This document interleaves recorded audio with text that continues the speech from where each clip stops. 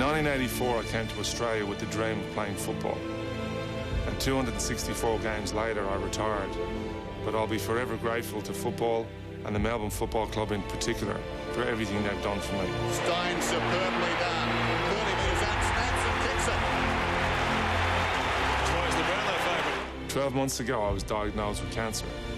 And like thousands of Australians, I now have to fight every bit as hard as I did on the footy field. Now towards Steins, who did well. Steins in best position. Steins again, what a game he's won. 2 in 5 people will be diagnosed with cancer before the age of 85.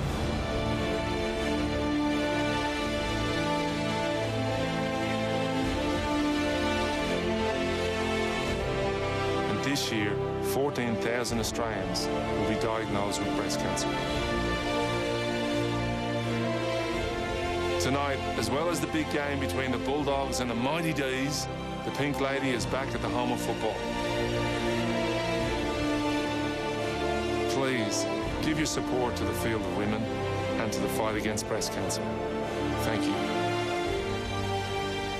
And Melbourne is doing that tonight. Rod Laver Arena bathed in pink just alongside the MCG. Thousands of people have come together for a wonderful tribute. The People's Ground becomes the field of women, and what a sight the Pink Lady is. In our halftime show, the Great Australian Raylene Boyle and others involved in the Breast Cancer Network. Out come the Bulldogs, rain tumbling down here now at the MCG. 3 changes, there's a late change. Dennis will tell you all about that in a moment. They had it all won last week and they couldn't finish the job. They're 3-3. And what about Melbourne? They're 3-3, lost last week, but their best form's been here at the MCG. And like the Dogs, 3 changes, a big night, wet conditions. Looking forward to it, Dennis. Good on you, Bruce. I'm with Lee Matthews now. And Lee, a week is a long time in football. Tonight, the Dogs get a chance to make amends for last Friday. Well, they're 3 wins, 3 losses, so they certainly need the win. But so do Melbourne. I mean, who would have thought 6 weeks ago this was going to be 2 teams playing for a position in the finals? Interesting situation. During the week, Melbourne kind enough to let us go behind closed doors with their match committee. Let's take a look at the ways they think they can beat the Dogs tonight, beginning with their coach, Dean Bailey. Probably last week we didn't take too many risks kicking the ball back inside, did we? We've got to be prepared to do it. If you play wide, then you give them the corridor, make it harder for them to go inside 50 from an attacking position on the ground. By going slow, that's when Hudson gets back. That's when their midfielders can actually sit in the corridor and make it harder for us. They're a very good team, but there's an element for us to take them on, show them the respect they deserve, but let's see if we can get them going back the other way. Confidence comes from taking risks, I reckon. If you can get the ball through the corridor, that you can quick ball moving, you can get it in there, you can score quickly against them.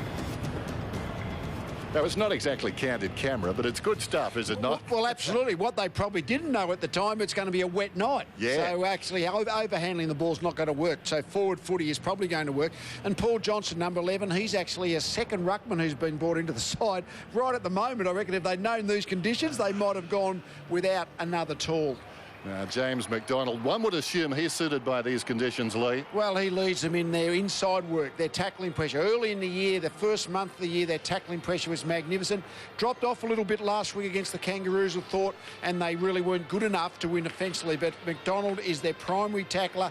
He needs probably to have 8 or 9 tackles to lead their tackling effort. They need 20 tackles a quarter to be competitive. And speaking of guys who like it tough, they'll be buoyed by the return of their best and fairest winner last season. This is Matthew Boyd. Again, a guy who will like the in and under of the wet conditions tonight at the MCG. No dome here. Well, I think he's probably their best all-round midfielder. Matthew Boyd, yes, reigning club championship, averages 9 clearances, 7 tackles, 30-odd disposals. They'll welcome him back. Roughhead is a last-minute withdrawal, and Hilda's come in for him. So the Bulldogs team, they've got all their good players there. Harbour out of defence, Gilbury out of defence, but they need to get some wins on the board. And we saw Harbour, he was magnificent last week. I mean, it was a high-possession game against St Kilda. He had 36 possessions, but the way he runs out of defence, slices his way through the opposition pressure, he is very hard. You've got to tackle him first go, because if you don't get the first tackle, he's off. Those 36 to a career high, and there's Mitch Hart, who turns 29 on Monday. We're talking about grunt players. He's one of the few, and I tell you what, they're missing one of their unsung players, I reckon. Liam Pickin. Well, they're hard men, aren't they? And certainly tonight, when the ball's going to be on the ground a lot, the body pressure and that sort of bullish role that Hahn plays is really critical. So the rain is falling at the MCG. It's Pink Lady night, Friday night football. Stick around. It's Melbourne and the Western Bulldogs. Tonight on the halftime show, we pay tribute to the thousands of Australians each year affected by breast cancer.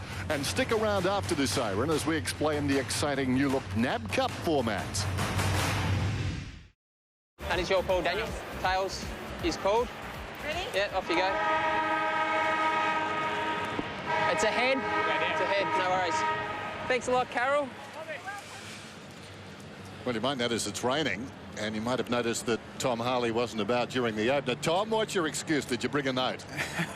I was all ready to go down on the boundary with Bruce. We had a couple of umbrellas, and my fringe got in my eyes, Dennis. I couldn't see a thing. Now, that is leadership. Not by example. Let's go down to the boundary. A man who is stuck in the rain at the present time is Tim Watson, and with him, Chris Connolly from Melbourne. Yes, Dennis, well, let's get the obvious things out of the way first. It is wet here at the MCG. In fact, it's teeming down there. Chris, you were just saying that normally at this stage of the night you'd be up in the coach's box where it's nice, it's warm, having a cup of tea. Yeah, sitting down the back halfway through the first scone in the warm conditions up there. We're going to brave it with me down here. All night we'll be hearing from Chris Connolly. Now, the players, a bit of a reality check last week. How have they responded on the track this week? Oh, look, we've trained really well, but at the end of the day, it's all about when the ball bounces. We're out-pressured, out-tackled last week, and we've got to respond today. And during the week, there's been talk of an attacking game plan from Melbourne tonight. Is that the way that you want to play tonight? Well, Dean's an attacking coach. He's always been a play creator, so he coaches his players to really back themselves in and take the game on. But having said that, we do defend as a team, and there will be numbers up around the ball, and, you know, the Bulldogs' #1 clearance team in the AFL. Well, let's see if we can find a dry spot. Good luck, boys. The umpires tonight, Donlan, McBurney and Fenway. We're just about set to go. Barry Hall and Warnock.